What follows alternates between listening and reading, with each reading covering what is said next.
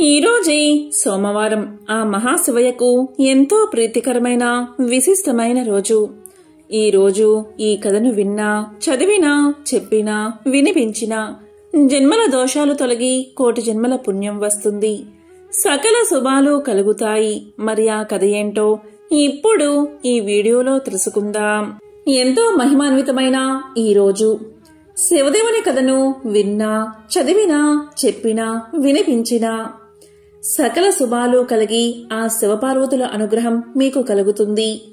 తెలుగుదేశమున ఒకానొక గ్రామసీమలో బీదవాడైన శివయ్య అనే పేరుగల బ్రాహ్మణుడు నివసిస్తూ ఉండేవాడు. అతను రాజేశ్వరి అనే ఆమెను పెళ్లాడి కాపురం చేస్తూ ఉన్నాడు. కొంతకాలానికి ఆ దంపతులకు ఒక కొడుకు, ఒక కూతురు కలిగారు.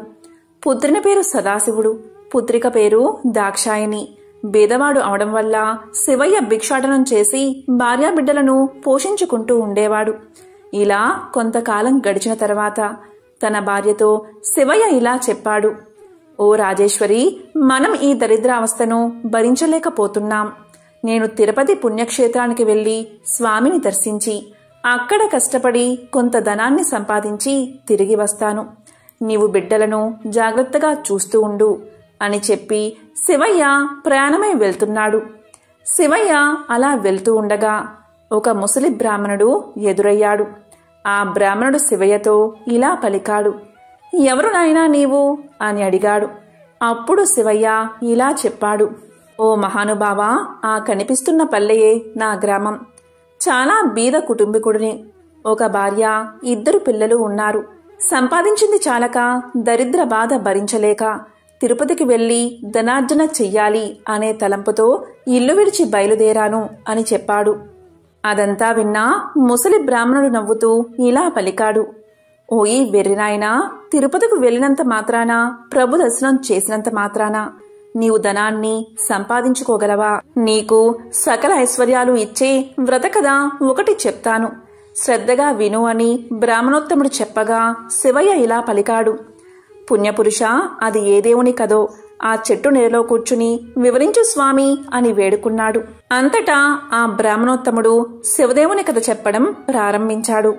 వంగదేశాన్ని పాలిస్తున్న సూరసేన మహారాజుకు గుణవంతురాలైన ఒక పుత్రిక ఉన్నది. ఆ బాలామణి పేరు సీమంతిని. సీమంతిని చిన్ననాటి నుండి శివదేవుని యందు అపారమైన భక్తి కలదై పూజలు చేస్తూ ఉండగా ఈ విషయం యాజ్ఞవల్క మహాముని భార్య అయిన మైత్రేయి తెలుసుకుని తానే స్వయంగా సీమంతినికి సోమవార వ్రత మహత్యాన్ని వివరించి చెప్పడానికి సూరసేన మహారాజు యొక్క పట్టణానికి బయలుదేరి వచ్చి వ్రత విధానాన్ని సీమంతినికి చెప్పి వెళ్లిపోయింది. ఆనాటి నుండి సీమంతిని సోమవార వ్రతాన్ని భక్తి శ్రద్ధలతో చేస్తూ సదాశివుణ్ణి పూజిస్తూ వ్రతకథ చదువుతూ దినదిన ప్రవర్ధమానమయ్యింది. ఇలా ఉండగా అంగదేశాన్ని ఇంద్రసేనుడు అనే మహారాజు పాలిస్తూ ఉండేవాడు. ఆ రాజుకు చంద్రాగదుడు అనే కొడుకు ఉన్నాడు. ఆ చిన్నవాడు సకల విద్యలు నేర్చుకుని పెళ్లియేడుకు వచ్చాడు. చంద్రాగదునకు వివాహం చెయ్యాలి అనే తలంపుతో ఇంద్రసేన మహారాజు తన కొలువులో ఉన్న మంత్రి, పురోహిత సామంతులతో యువరాజైన చంద్రాగదునకు ఎక్కడైనా తగిన చిన్నదాన్ని చూడమని చెప్పి వారిని దేశదేశాలకు పంపించాడు. వారు అనేక దేశాలు తిరిగి తిరిగి చివరకు వంగదేశ పరిపాలకుడైన సూరసేన మహారాజు పట్టణానికి చేరుకున్నారు. ఆ రాజుకు సీమంతిని అనే కుమార్తె ఉన్నదని పరిచారకుల వల్ల తెలుసుకుని రాజు దర్శనానికై ఆస్థానానికి చేరుకున్నారు. అంతటా సూరసేన మహారాజు మంత్రి, పురోహితులను గౌరవించి తమరు వచ్చిన పని ఏమిటి అని అడిగాడు.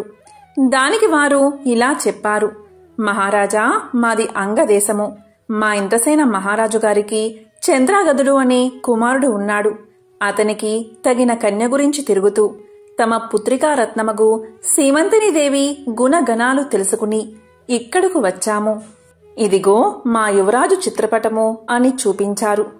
రాజు ఆ చిత్రపటాన్ని కుమార్తెకు చూపించి ఆమె సమ్మతికి సంతోషించి కళ్యాణ ముహూర్తం నిశ్చయించి మహావైభవంగా వివాహం చేశాడు. వివాహమైన కొంతకాలానికి ఒక రోజున చంద్రాగదుడు తన వినోదపు చెలికాండ్రతో యమునా నదీ తీరమున నావపై షికారు చేస్తున్న సమయంలో దురదృష్టవశాత్తు ఆ నావ నీటిలో మునిగిపోయింది. చంద్రాగదుడు తప్ప మిగిలినవారు చనిపోయారు. చంద్రాగదుణ్ణి నాగకన్యలు పట్టుకుని తమ రాజైన తక్షకుని వద్దకు తీసుకుపోయారు. అప్పుడు తక్షకుడు చంద్రాగదుని చూసి, ఇతను ఎవరు, ఇక్కడకు ఎందుకు తీసుకువచ్చారు అని అడగగా నాగకన్యలు ఇలా చెప్పారు, మాకు తెలియదు మహారాజా, నీటి ప్రవాహంలో కొట్టుకుని పోతూ ఉండగా మాకు చిక్కడం వల్ల తమ దగ్గరకు తీసుకువచ్చాము అని సమాధానం చెప్పారు. దానితో తక్షకుడు దివ్య దృష్టి వల్ల చంద్రాగదుని వృత్తాంతం తెలుసుకుని, ఇతడు సామాన్యుడు కాడు, ఇతని ధర్మపత్ని సీమంతిని దేవి శివుణ్ణి ఆరాధిస్తూ సోమవార వ్రత ప్రభావం కల మహాపతివ్రత, అందువల్లే ఇతడు నీటిలో పడిపోయినా ప్రాణాలు విడవక మీకు చిక్కడం వల్ల అతన్నికే విధమైన అపాయము కలగలేదు అని నాగకన్యలకు చెప్పాడు. ఈ సంభాషణంతా వింటున్న చంద్రాగదుడు భయపడుతూ దిక్కులు చూడసాగాడు. అంత తక్షకుడు చంద్రాగదుని వీపు చరిచి ధైర్యం కలగజేసి తన దగ్గర ఉన్న విలువైన మణులు ఇచ్చి ఆ మణుల యొక్క ప్రభావం కూడా తెలియచేసి భూలోకానికి సాగనంపాడు. అక్కడ సీమంతిని తన భర్త జాడ తెలియనందున నామ ప్రమాదంలో చెలికాండ్రతో పాటు తన భర్త కూడా మరణించి ఉంటాడని తలపోసి పరిపరి విధాలా విచారిస్తూ ఇలా బాధపడింది. ఓ శివదేవా, తల్లి పార్వతి, నేను విడవకుండా ఆచరిస్తున్న సోమవార వ్రతం యొక్క ఫలితం ఇదేనా అని దుఃఖిస్తూ కనులు మూసుకునగా అప్పుడు స్వప్నంలో జగజ్జనని ఇలా పలికింది, అమ్మాయి, నీ భర్తకు ఏమీ భయం లేదు, విచారించకు, సజీవుడై ఉన్నాడు, త్వరలో నీ దగ్గరకు చేరుకుంటాడు అని చెప్పి అమ్మవారు అంతర్ధానమయ్యింది.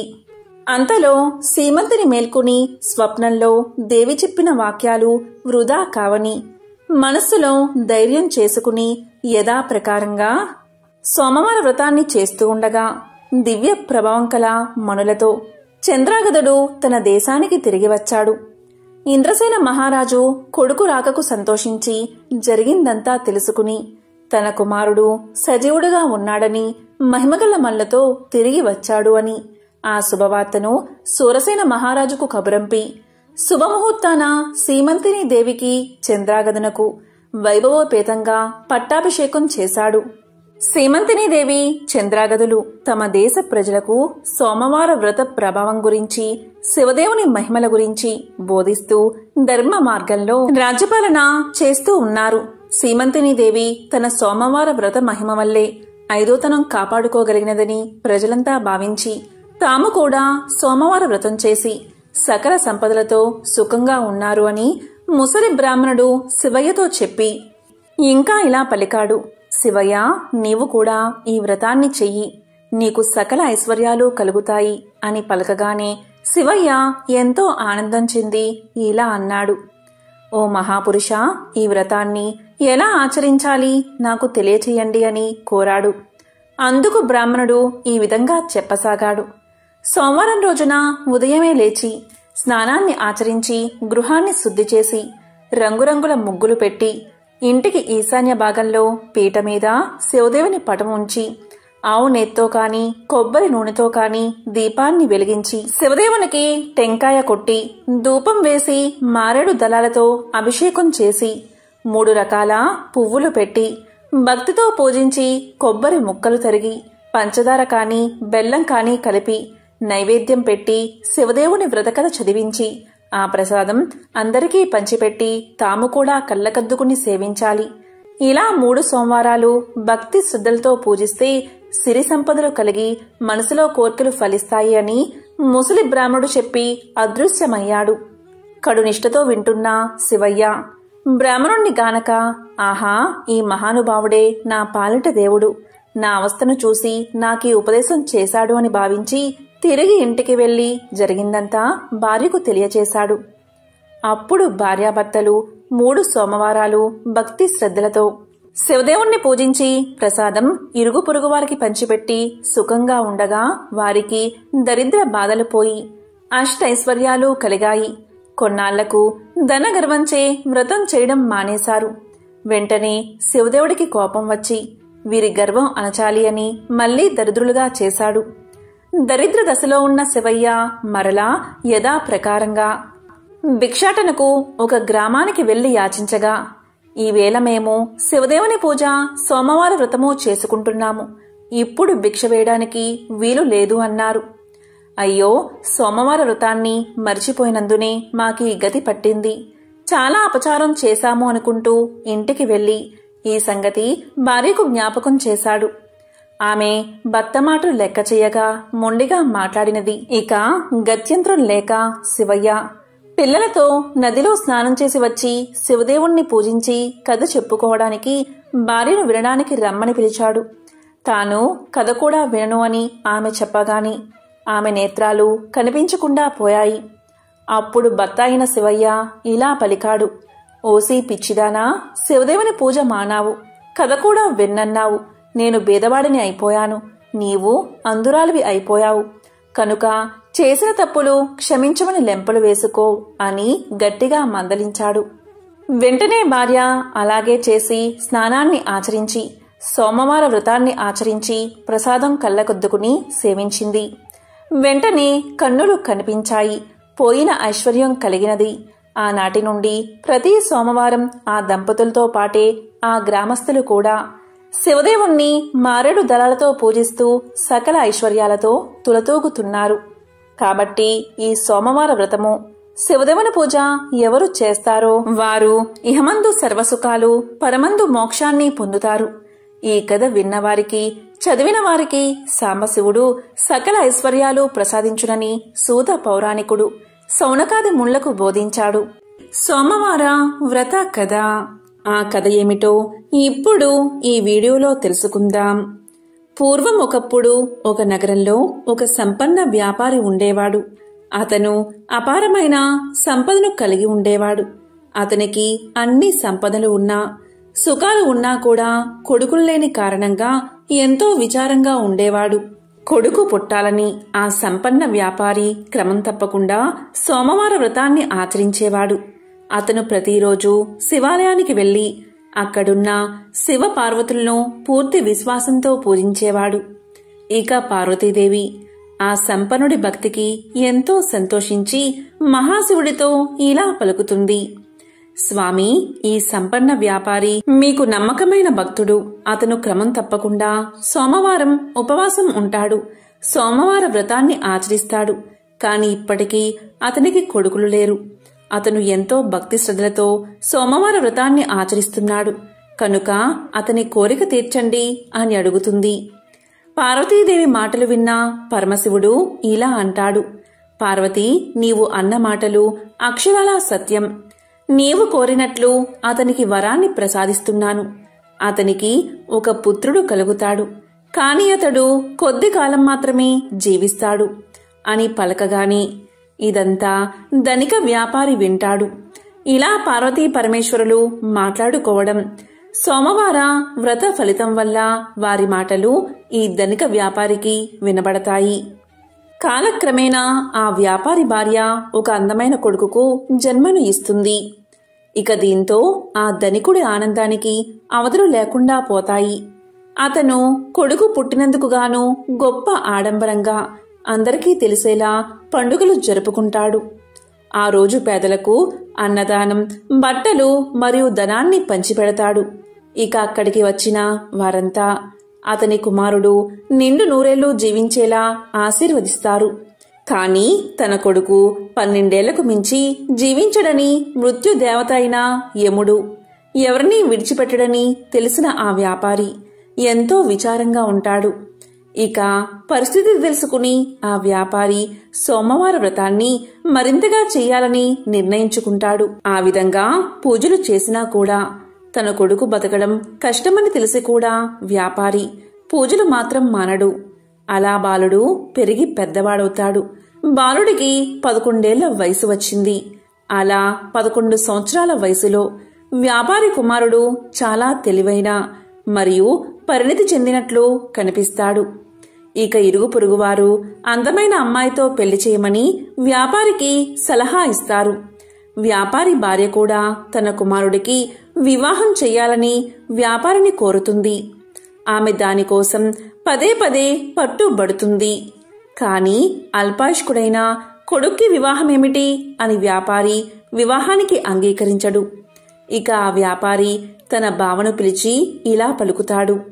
చూడు బావా, నా కొడుకును కాశీకి తీసుకువెళ్ళు. అతనికి మంచి చదువు నేర్పించు.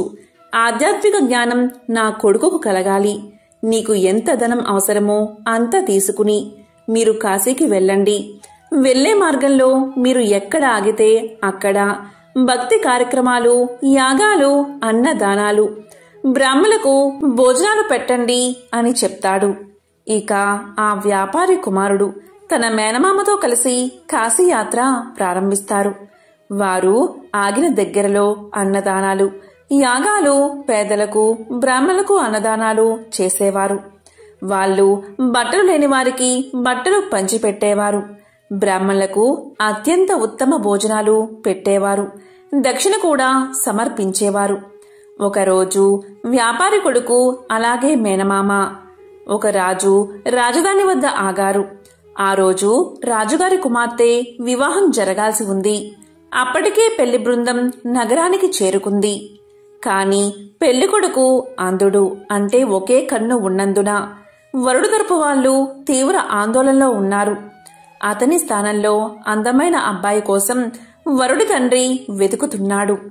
తన మేనమామతో కలిసి బస చేస్తున్న వ్యాపారి కుమారుణ్ణి వరుడి తండ్రి మనుషులు గుర్తించారు. పెళ్లికొడుకు తండ్రి ధనవంతుడు. అతను బాలుడు మేనమామతో ఇలా పలికాడు. నా ప్రతిష్ట ప్రమాదంలో పడింది. నా ఒంటి కన్ను కొడుకు స్థానంలో అందమైన పెళ్లికొడుకు నాకు కావాలి. మీవాడు రాజకుమార్తెను తాత్కాలిక వివాహం చేసుకోవాలి. దీనికి అంగీకరిస్తే నేను తగినంత ధనాన్ని మీకు ఇస్తాను. వివాహ వేడుక ముగిసిన వెంటనే మీ దారిన మీరు వెళ్లిపోవాలి అని పలికాడు. ఇక మేనమామ తాత్కాలిక వివాహానికి అంగీకరించాడు. అలాగే తన మేనల్లుణ్ణి ఒప్పించాడు. పెళ్లి ఊరేగింపులో తలపై కవాతుతో అందమైన వరుణ్ణి చూసిన వధువు తరపు వాళ్ళు ఎంతో గొప్పగా చెప్పుకున్నారు. వ్యాపారి కుమారుడు మరియు రాజకుమార్తె అగ్నిగుండం చుట్టూ తిరిగి వివాహం చేసుకున్నారు. వారు బయలుదేరే సమయంలో వ్యాపారి కొడుకు తన వధువు కండువాను తీసుకుని దానిపై ఇలా రాశాడు. ఇప్పుడు మనం భార్యాభర్తలం. నేను రాజు కొడుకును కాదు. నేను ఒక ధనిక వ్యాపారి కొడుకుని. నేను ఆధ్యాత్మిక విద్య కోసం కాశీకి వెళ్తున్నాను. నీ నిజమైన వరుడు గుడ్డివాడు. అతనికి ఒక కన్ను లేదు అని రాశాడు. కండువాపై ఏదో సందేశం రాయడం రాజకుమార్తె గమనించింది. కాని ఆ సమయంలో ఆమె దాన్ని చదవలేకపోయింది. పెళ్లి బృందం బయలుదేరబోతున్నప్పుడు వధువు ఆ సందేశాన్ని చదివింది. అసలు విషయం తెలిసి కంగు తిన్నది. అప్పటికే ఆ వ్యాపారి కొడుకు వెళ్లిపోయాడు. ఒంటి కన్ను పెళ్లి కొడుకుతో పాటు వెళ్లేందుకు రాజకుమార్తె నిరాకరించింది. ఇక పెళ్లి బృందం వధువు లేకుండానే తిరిగి తమ రాజ్యానికి వెళ్లిపోయింది. ఇక వ్యాపారి కొడుకు కాశీకి చేరుకుని ఆధ్యాత్మిక అధ్యయనానికి పూర్తిగా అంకితమయ్యాడు. అతని మేనమామ శివుడి పేరు మీద భక్తి కార్యక్రమాలు ఏర్పాటు చేసి తన సోదరి కుమారుడి శ్రేయస్సు కోసం ప్రతిరోజు విరాళాలు ఇచ్చేవాడు. ఇలా ఉండగా అతనికి 12 ఏళ్లు వచ్చాయి. 12వ సంవత్సరం చివరి రోజున వ్యాపారి కుమారుడికి ఛాతీలో నొప్పి పుట్టింది. అతని మేనమామ అతని దినచర్య ప్రకారం దానాలు, విరాళాలు ఇచ్చి గదిలోకి వెళ్లి చూడగా బాలుడు శవమై కనిపించాడు. అది చూసి మేనమామ శోకంతో ఏడ్చాడు. కాని బ్రాహ్మణులు శవ ఇంట్లో భోజనం చేయరు కాబట్టి తాను బయటపడితే అన్నదానం వృధా అవుతుందని మౌనంగా ఉండి అన్నదానాన్ని జరిపించాడు. ఇక అన్నదానం అయిపోయాక అందరూ వెళ్లిపోయాక బిగ్గరగా ఏడవడం మొదలుపెట్టాడు. చాలామంది ఆయన చుట్టూ చేరారు. అదృష్టం కొద్దీ శివుడు, పార్వతీదేవి కూడా ఆ ఇంటి బయటగా వెళ్తున్నారు. ఆ రోద విని పార్వతి యొక్క మనసు కరిగిపోయింది. ఆమె శివుడితో ఇలా పలుకుతుంది. స్వామి, యముణ్ణి ఆ బాలుడి ప్రాణాలు తిరిగి ఇవ్వమని అడగండి. యముడు ఎప్పుడూ మీ ఆజ్ఞపైనే నడుస్తాడు కదా. దయచేసి ఆ బాలుణ్ణి రక్షించండి. మీరు సమస్త ప్రాణులకు రక్షకుడు అని పార్వతీదేవి వేడుకుంది. పార్వతీదేవి మాటలు విన్న శివుడు తన కుటుంబానికి తన పట్ల ఉన్న భక్తి కారణంగా ఆ బాలుణ్ణి బతికించడానికి అంగీకరిస్తాడు. అలా మహాశివుడు పవిత్ర గంగానదిలో ప్రవహించే నీటిని చేతిలోకి తీసుకుని మృతదేహంపై చల్లుతాడు. అలా గంగానది యొక్క నీళ్లు చల్లగానే ఆ బాలుడు నిద్రలోంచి లేచినట్లుగా లేచి కూర్చుంటాడు. దీంతో మేనమామ ఎంతో సంతోషిస్తాడు. ఇక ధనికుని కుమారుడు ఆధ్యాత్మిక విద్య ముగిసాగా ఇంటికి తిరుగు ప్రయాణం కడతాడు. అలా మేనమామ మేళంలో కలిసి తిరుగు ప్రయాణంలో మళ్లీ ఆగిన దగ్గరల్లా అన్నదానాలు, వస్త్రదానాలు, యాగాలు చేస్తారు. అలా వారు అబ్బాయి వివాహం చేసుకున్న నగరానికి చేరుకుంటారు. ఇక ఆ దేశపు రాజు యువరాణి వెంటనే ఆ బాలుణ్ణి గుర్తిస్తారు. ఇక రాజు ఆ బాలుణ్ణి తన రాజ్యానికి తీసుకుపోయి ఒక శుభదినాన తన కుమార్తెను అతని వెంట పంపిస్తాడు. ఎంతో ధనాన్ని కూడా ఇస్తాడు. ఇక వ్యాపారి కుమారుడు తన వధువుతో సహా తన నగరానికి చేరుకుంటాడు. కొడుకు చనిపోతే ఆత్మహత్య చేసుకోవాలని భవనంపైకి ఎక్కుతారు వ్యాపారి దంపతులు. తర్వాత తల్లిదండ్రులు జరిగిందంతా తన కుమారుడి ద్వారా తెలుసుకుని తన కుమారుణ్ణి బతికించినందుకు మహాశివుణ్ణి పరిపరి విధాలా స్తుతిస్తారు. ఇక అదే రోజు రాత్రి శివుడు మరోసారి వ్యాపారవేత్త కల్లో కనిపించి ఇలా పలుకుతాడు. సోమవారం నాడు నీవు చేసిన వ్రతానికి ఫలితమే ఇది. అందుకే నీ కుమారుణ్ణి నిండు నూరేళ్లు బతికేలా వరాన్ని ప్రసాదించాను అని పలుకుతాడు మహాశివుడు. దీంతో వ్యాపారి ఎంతో సంతోషిస్తాడు. అలా వారు కలకాలం ఆనందంగా జీవిస్తారు. ఎంతో విశేషమైన పవిత్రమైన ఈ కథను ఎవరైతే ఈ రోజు వింటారో, లేక చదువుతారో, లేక చెప్తారో, లేక వినిపిస్తారో వారి జన్మల పాపాలు తొలగి కోటి జన్మల పుణ్యం వస్తుంది. తిరుగులేని రాజయోగం పడుతుంది. ఇక వారింట్లో అన్ని శుభాలే కలుగుతాయి. మహాశివుడి విశేషతను తెలిపే మరొక కథను ఇప్పుడు తెలుసుకుందాం. పూర్వకాలంలో ఒకానొక గ్రామంలో ఒక నిరుపేద కుటుంబం ఉండేది. ఆ పేద దంపతులకు 2 కుమార్తెలు, 1 కుమారుడు ఉన్నారు. వారి కుటుంబం జరుగుబాటు కూడా చాలా దుర్భరంగా ఉండడం వల్ల పెద్దవాళ్లైన 2 కుమార్తెలు అడవికి వెళ్లి కట్టెలు ఏరుకుని వచ్చి వాటిని గ్రామంలో అమ్మి కుటుంబ పోషణ కొనసాగిస్తూ ఉండేవారు. ఇలా కాలం గడుస్తూ ఉండగా ఒకనాడు ఆ అక్కా చెల్లెళ్ళు పుల్లలు ఏరుకుని గ్రామానికి వస్తూ ఉండగా పొలిమేరలోని ఒక ఇంట్లో ఏదో పూజ చేయడం చూసి ప్రసాదం తెచ్చుకోవాలని అక్కడకు వెళ్తారు. అక్కడ జరిగే పూజా కార్యక్రమం చూసి ముచ్చటపడి ఆ అమ్మాయిలిద్దరూ పూజ గురించి, చేసే విధానం గురించి ఇంటి యజమాన్ని అడిగి తెలుసుకుంటారు. ఇక ప్రసాదం తీసుకుని ఇంటికి వెళుతున్న వాళ్లకు ఆ పూజ తాము కూడా చేసుకోవాలన్న ఆశ కలుగుతుంది. ఒక చెట్టు మొదట తమ గంపలు దింపి అక్కడ శుభ్రం చేసి మర్రి ఆకులు, మర్రిపళ్ళు, పత్రి పోగు చేసుకుని వచ్చి నువ్వే మా దేవుడివి అని అక్కడ గల ఒక రాతిని ఆ చెట్టు మొదట్లో పెట్టి పూజ చేసి స్వామి ఇవే తమలపాకులు, ఇవే వక్కలు, ఇవే పళ్ళు అని మర్రి ఆకులను, మర్రి పళ్ళను, మర్రి ఊడలను పెడతారు. ఇవే తోరాలు అనుకోమని మర్రి ఊడలను స్వామి ముందు పెట్టి భక్తితో పూజ చేస్తారు ఆ అక్కా చెల్లెళ్ళు. తరువాత వారు ఇంటికి బయలుదేరుతూ తమ తమ గంపలను నెత్తిన ఎత్తుకోబోగా వాటిలోని పుల్లలన్నీ బంగారు పుల్లలుగా మారిపోతాయి. వారు ఆనందంతో ఇంటికి వెళ్లి తల్లిదండ్రులకు జరిగిందంతా చెప్తారు. ఆ పుల్లలు అమ్ముకుని శ్రీమంతులు అయిపోతారు. సిరి సంపదలు పెరిగిన ఆ సుందరాంగులను తూర్పు నుంచి ఒక మహారాజు వచ్చి, పెద్దామెను పడమర నుంచి ఒక మహారాజు వచ్చి చిన్నామెను వివాహం చేసుకుంటారు. ఆ అక్కా చెల్లెలిద్దరూ వారి వారి రాజ్యాలకు వెళుతూ భక్తి శ్రద్ధలతో ప్రతి సంవత్సరం కార్తీక మాసంలో ఈ నోము నోచుకోమని చెప్పి వెళ్తారు. వారిద్దరూ ఆ ప్రకారం తమ రాజ్యాలలో నోము నోచుకుంటూ కాలం గడుపుతూ ఉంటారు. ఇక కుమారుడు పెరిగి పెద్దవాడవుతాడు. ఇక తల్లి కార్తీక నోమును భారీగా చెయ్యాలని సంకల్పం చేసుకుంటుంది. ఇక పాత తోరాలు తీసి పెరట్లో కాకరపాదు మీద విసిరేస్తుంది. వాటి స్థానంలో బంగారు తోరణాలు చేస్తుంది. నవకాయ పిండి వంటలతో గారెలు, బూరెలు వీటితో భోజనాలు ఏర్పాటు చేస్తుంది.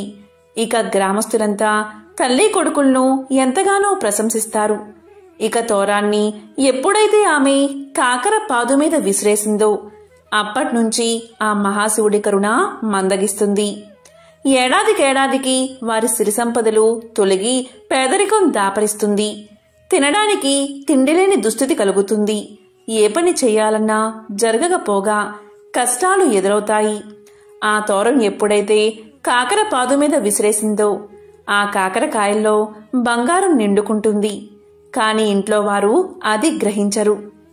ఒకసారి తల్లి పెరట్లో ఇరగకాసిన కాకర పాదును చూసి కొన్ని కాయలు కోసి కొడుక్కు ఇచ్చి అంగడికి వెళ్లి చారెడు నూకలు, పప్పు, ఉప్పు తీసుకురమ్మని పంపిస్తుంది. కొడుకు అవి తీసుకువెళ్లి షావుకారి అంగడి ముందు నిల్చుంటాడు. ఎంతసేపటికి ఆ షావుకారు కొడుకుని చూడడు.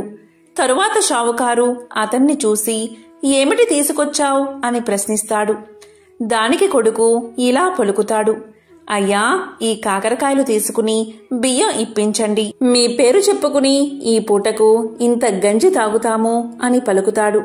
దానికి షావుకారు ఇలా అంటాడు, అలానా, మీకు దారపోయడానికి మాకు ఊరికే వచ్చినా సిరి సంపదలు ఏమీ లేవు, వెళ్ళిపో అని కసురుకుంటాడు. కాని ఆ బాలుడు బతిమాలడగాని ఇక ఇతను వదిలేలా లేడు అని దోసెడు బియ్యం, పప్పు ఇప్పించి పంపిస్తాడు షావుకారు. ఆ పూటకు వారు ఆకలి తీర్చుకుని మరుసటి రోజు మరికొన్ని కాయలు కోసి మరో అంగడికి వెళ్లి అమ్ముకుని రమ్మని పంపిస్తుంది తల్లి. దాంతో కొడుకు ఆ కాకరకాయలు పట్టుకుని అంగడి వీధికి వెళ్తున్నప్పుడు షావుకారు అతన్ని ఆపి, ఏమి కావాలంటే అవి ఇస్తాను, రోజూ కాకరకాయలను నాకే ఇవ్వాలని చెప్పి బియ్యం ఇచ్చి పంపిస్తాడు. ఆ షావుకారుకు ఎందుకు అలా దయ కలిగింది అంటే, ముందు రోజు తాను తీసుకున్న కాకరకాయలు కూర చేసే నిమిత్తం వాటిని కొయ్యగాని వాటిల్లో నుండి బంగారు ముద్దలు రాలిపడతాయి. ఆ కాకరకాయలు మరెవరికీ దక్కకూడదని ఆ షావుకారు ఎంత ఇవ్వడానికైనా సిద్ధపడతాడు. అలా రోజూ కుర్రవాడి దగ్గర కాకరకాయలు కొంటూ ఉండేవాడు షావుకారు.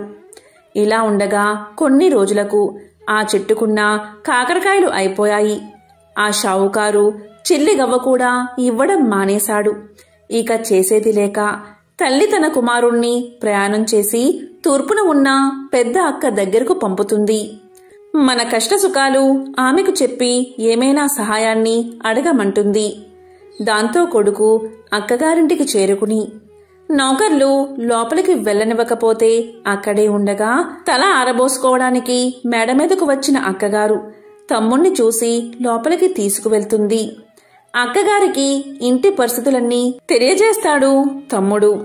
దాంతో అక్కగారు ఒక గుమ్మడికాయను తొలిపించి అందులో వరహాలు పోసి తమ్ముడి చేతికి ఇచ్చి దానిని అమ్మకు ఇవ్వవలసిందిగా చెప్పి పంపుతుంది. అలా తిరిగి వస్తూ తమ్ముడు అక్కగారి ఇచ్చిన సద్ది తినాలని ఆ గుమ్మడికాయను నేల మీద పెట్టి చద్దన్నం తింటూ ఉంటాడు. అంతలో ఎక్కడ్నుంచో ఒక పెద్ద గద్దె వచ్చి ఆ గుమ్మడికాయను తన్నుకుపోతుంది. చేసేది లేక ఒత్తి చేతులతో ఇంటికి వెళ్లడం ఇష్టం లేక పడమర ఉన్న చిన్న అక్కగారి ఇంటికి వద్దకు వెళ్తాడు తమ్ముడు. అక్కడ చిన్నక్క నౌకరి వాళ్ళ వల్ల తమ్ముడి రాక గురించి విని బయటకు వచ్చి తమ్ముణ్ణి లోపలికి తీసుకువెళ్తుంది. కష్టసుఖాలు అడిగి తెలుసుకుంటుంది. వెంటనే ఆమె ఒక చెప్పుల జతలో వరహాలు పెట్టి కుట్టించి దాన్ని ఎక్కడా విడవక తిన్నగా ఇంటికి వెళ్లమని చెప్పి పంపుతుంది. ఆ అక్క ఏమీ ఇవ్వలేదు, ఈ అక్క ఏమీ ఇవ్వలేదు అని బాధపడుతూ ఇంటికి బయలుదేరతాడు కొడుకు. ఎండ తీవ్రతకు అతనికి బాగా దాహం వేస్తుంది. వెంటనే అతను కొంచెం మొహం కడుక్కుని మంచినీళ్లు తాగాలని నిర్ణయించుకుంటాడు. అక్కగారు ఆ చెప్పుల జతను ఎక్కడా విడవద్దని చెప్పడం వల్ల చెప్పులతోనే చెరువులోకి దిగుతాడు అతను. కాని ఆ బురదలో చెప్పులు కూరుకుపోయి ఎంత వెతికినా దొరకవు. ఈ సంగతంతా చెప్పి పెద్దక్కగారిని సహాయం అడగాలని తిరిగి ఆమె వద్దకు వెళ్తాడు తమ్ముడు. అది కార్తీక మాసం అవడం వల్ల నోము నోచుకుంటూ ఉంటుంది పెద్దక్కగారు. తమ్ముడు ఇంటికి రాగానే తమ్ముడు జరిగిందంతా చెప్పగానే ఆ నోమును కూడా అతని చేత నోయిస్తుంది. ఆడంబరం కాదు ముఖ్యం, భక్తే ముఖ్యమని చెప్పి ఇంటికి వెళ్లి తన తల్లిని కూడా నోము నోయించేలా చెయ్యమని తమ్ముడికి చెప్పి కొంత ధనాన్ని ఇచ్చి పంపుతుంది. అలా తమ్ముడు నోము తన పెద్దక్కగారి ఇంట్లో నోచుకుని ఇంటికి తిరిగి వస్తూ ఉండగా గుమ్మడికాయ పండు అలాగే తాను ఇంతకు ముందు విడిచిపెట్టిన చెప్పులు కూడా కనిపిస్తాయి. వెంటనే అతను ఎంతో సంతోషంతో ఆ రెండిటినీ తీసుకుని తన ఇంటికి చేరుకుని తల్లికి జరిగిందంతా చెప్పి భక్తి శ్రద్ధలతో నోమును నోచుకునేలా చేస్తాడు. వెంటనే వారు చెప్పుల జతలో ఉన్న బంగారు నాణాలు చూస్తారు. అలాగే గుమ్మడికాయలో ఉన్న నాణాలు కూడా చూస్తారు. అలా వారు క్రమంగా తిరిగి ఊపందుకుని తిరిగి పూర్వ వైభవంతో జీవిస్తారు. చాలా కాలం క్రితం ఒక అరణ్యానికి సమీపంలో ఒక పేద కుటుంబం నివసిస్తూ ఉండేది. భార్యాభర్త, 2 కొడుకులు ఎంతగా శ్రమపడి ఒళ్ళు విరుచుకున్నా కడుపు నిండా తిండి ఉండేది కాదు. అలాగే బట్టలు కూడా లేక చిరిగినవి తొడుక్కుంటూ కాలం గడుపుతూ ఉండేవారు. ఇక వారి పెద్ద కొడుకు, చీ ఈ బతుకు బతికేనా, ఈ విధంగా ఉండే కన్నా తిరిగి అడుక్కోవడం మేలు అనుకుంటూ తెల్లవారుతుండగా బయలుదేరి చీకటి పడేదాకా నడిచి ఒక రాజభవనం చేరుకున్నాడు. ఆ భవనం ముందు మెట్ల దగ్గర నిలబడి ఉన్న రాజు అతన్ని చూసి ఇలా పలికాడు. ఎవరు నీవు, ఎక్కడికి నీ ప్రయాణం అని అడిగాడు. దానికి పేదవాడి పెద్ద కొడుకు ఇలా పలికాడు. మహారాజా, ఒక చోటనే లేదు, ఎక్కడ పొట్టగడిస్తే అక్కడికే నా ప్రయాణమని సమాధానం చెప్పాడు. దానితో రాజు ఇలా అన్నాడు, అయితే నీకు పని కావాలన్నమాట. నా 7 గుర్రాలను కాస్తావా, నీకు వేరే జీతం ఇవ్వను. రోజంతా గుర్రాల వెంట తిరిగి సాయంకాలం ఇంటికి వచ్చి గుర్రాలు ఏం తిన్నది, ఏం తాగుతున్నది నాకు చెప్పాలి. నిజం చెప్పావంటే నీకు నా కూతుర్నిచ్చి పెళ్లి చేస్తాను, అబద్ధం ఆడావంటే చావగొట్టి పంపిస్తాను అని రాజు అన్నాడు. ఇక పేదవాడి పెద్ద కొడుకు ఇదేమంత పెద్ద పని కాదు అనుకుని అప్పటికప్పుడే రాజుగారికి అల్లుడు అయిపోయినట్లుగా ఆనందపడ్డాడు. ఇక రాజుతో ఇలా అన్నాడు, మహారాజా, మీ గుర్రాలను కాయడానికి నన్ను పెట్టుకోండి అని చెప్పాడు. మర్నాడు తెల్లవారుతూ ఉండగా గుర్రపు సాలకు వెళ్లాడు పేదవాడి పెద్ద కొడుకు. ఆ గుర్రాలు తెల్లగా అందంగా ఉన్నాయి. అక్కడ 7 గుర్రాలను వదిలిపెట్టగాని అవి బయటకు వస్తూనే శరవేగంతో బెడ్లకేసి పరిగెత్తసాగాయి. పేదవాడి పెద్ద కొడుకు సత్తువ కొద్దీ వాటి వెనుక పరిగెత్తసాగాడు. గుర్రాలు ఎక్కడా ఆగకుండా కొండల పక్కగా పరిగెత్తసాగాయి. పోయిన కొద్దీ వాటి వేగం పెరుగుతుందే కాని ఏమాత్రం తగ్గడం లేదు. ఎక్కడ చూసినా బోరెడంతా పచ్చగడ్డి ఉన్నా కూడా అవి మేయడానికి ఆగట్లేదు. కొండల దాకా వచ్చేసరికి పేదవాడి పెద్ద కొడుకు ఇక పరిగెత్తలేకపోయాడు. అతని శరీరమంతా చెమటతో తడిసిపోయింది. ఆయాసం వచ్చింది. కాళ్ళు తడబడుతున్నాయి. కొండ కింద ఒక గుడిసెలో కూర్చుని రాట్నం తిప్పుతున్న ఒక వృద్ధురాలు ఇలా పలికింది, రాబాబూ, ఇలారా, నీ చెమట తుడుస్తాను అని ప్రేమగా ఆహ్వానించింది. అతను ఆశ్చర్యపడుతూ వృద్ధురాలకేసి చూసి గుర్రాల కోసం చూసే లోపుగా అవి ఎటో వెళ్లిపోయాయి. ఇక వాటిని అందుకునే ఆశలేదని నిశ్చయించుకుని పేదవాడి పెద్ద కొడుకు వృద్ధురాలి గుడిసెలోకి ప్రవేశించాడు. అప్పుడు వృద్ధురాలు అతని ఒంటిమీద చెమటంతా తుడిచి కాస్త గాలి విసిరి జుట్టు దువ్వి ఉపచారాలు చేసింది. కాస్త విశ్రాంతి పొందిన తర్వాత అతను లేచి నిలబడి, ఇక మా ఇంటికి పోతాను. రాజుగారి దగ్గరకు వెళ్లడం వృధా. వెళ్తే రాజుగారు గుర్రాలు ఏం తిన్నాయి, ఏం తాగాయి అని నన్ను అడుగుతారు. చెప్పలేకపోతే చావగొట్టి పంపిస్తారు. ఇంతోటి దానికి అక్కడకు వెళ్లడం దేనికి అని పలికాడు. ఆ మాటలకు వృద్ధురాలు, ఈ మాత్రానికే భయపడతావేంటి బాబూ, ఎక్కడైనా గుర్రాలు గడ్డి తిని నీళ్లు తాగుతాయి. రాజుగారితో ఆ మాటే చెప్పు అని సలహా ఇచ్చింది వృద్ధురాలు. ఇక సాయంకాలం అయ్యాక గుర్రాలు తిరిగి వచ్చేదాకా పేదవాడి పెద్ద కొడుకు వృద్ధురాలి గుడిసెలోనే ఉండి వాటి వెనకాలే రాజభవనానికి చేరుకున్నాడు.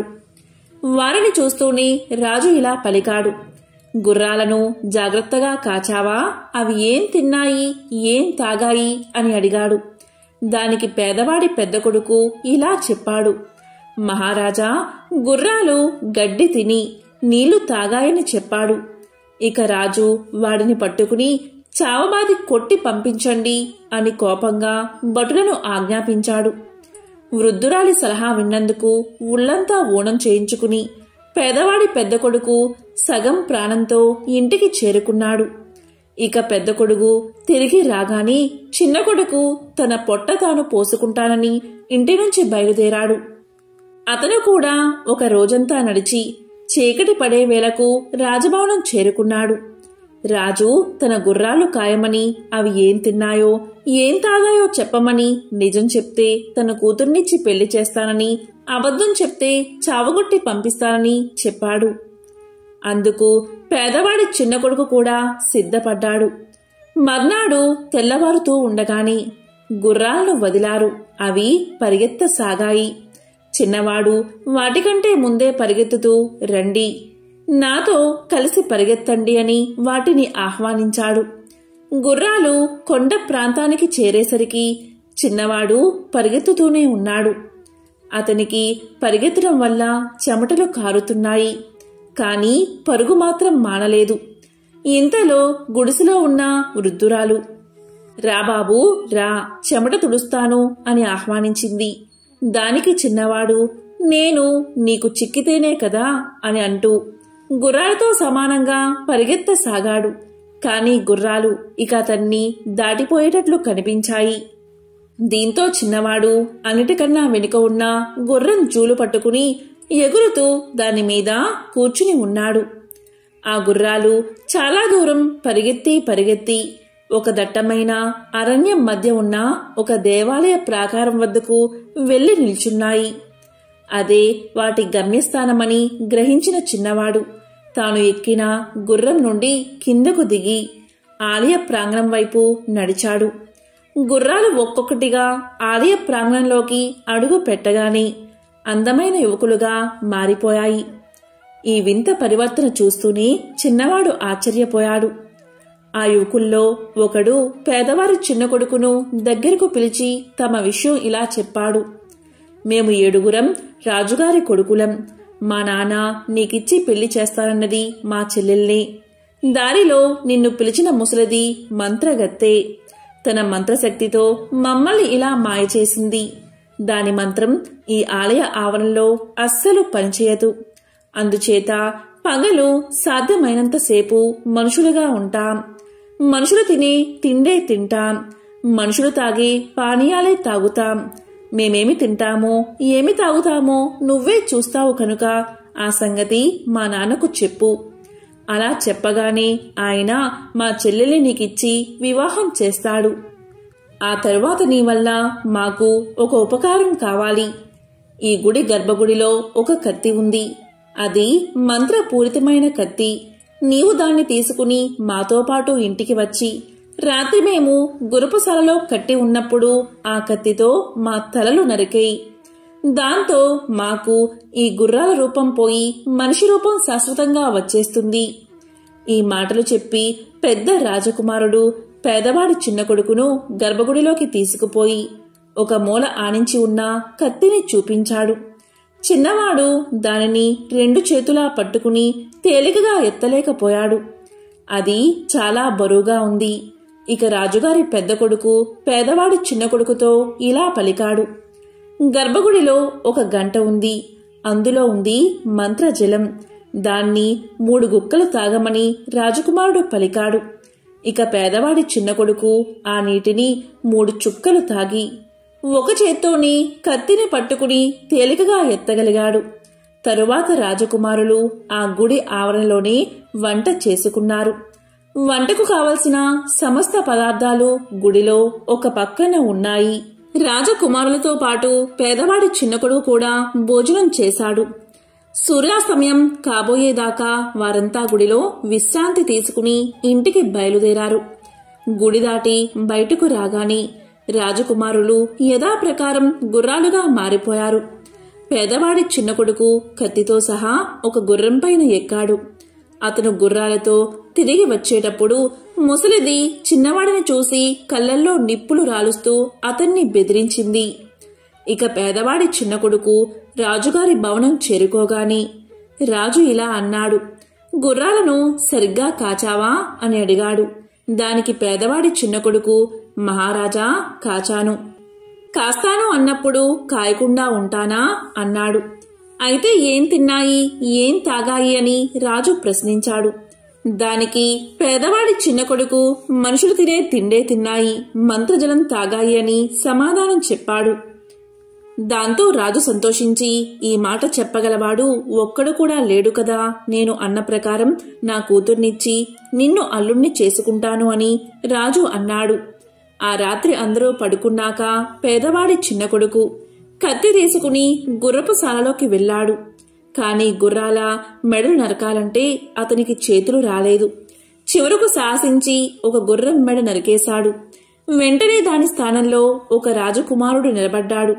ఆ తరువాత అతను ధైర్యంగా అన్ని గుర్రాల మెడలు నరికేశాడు. దీంతో 7 రాజకుమారులు మంత్ర విముక్తిని పొందారు. తన కొడుకులు తిరిగి పుట్టినట్లుగా రాజు చాలా సంతోషించాడు. రాజకుమార్తె ఎంతో కాలానికి తన అన్నల్ని చూసి ఆనంద బాష్పాలు రాల్చింది. ఆమెకు పేదవాడి చిన్న కొడుకుకు పెళ్లి నిశ్చయించారు. చిన్నవాడు తన తల్లిదండ్రులను అన్నను పిలిపించి వారిని కూడా రాజభవనంలో ఉంచాడు. పెళ్లి చాలా వైభవంగా జరిగింది. అటు తర్వాత అందరూ కూడా ఎంతో సుఖంగా జీవించారు. ఎంతో పవిత్రమైన విశేషమైన ఈ కథను ఈ రోజు విన్నా, చదివినా, చెప్పినా, వినిపించినా జన్మల పాపాలు తొలగి కోటి జన్మల పుణ్యం వస్తుంది. ఆ లక్ష్మీనారాయణల శివపార్వతుల అనుగ్రహం తప్పకుండా మీకు కలుగుతుంది.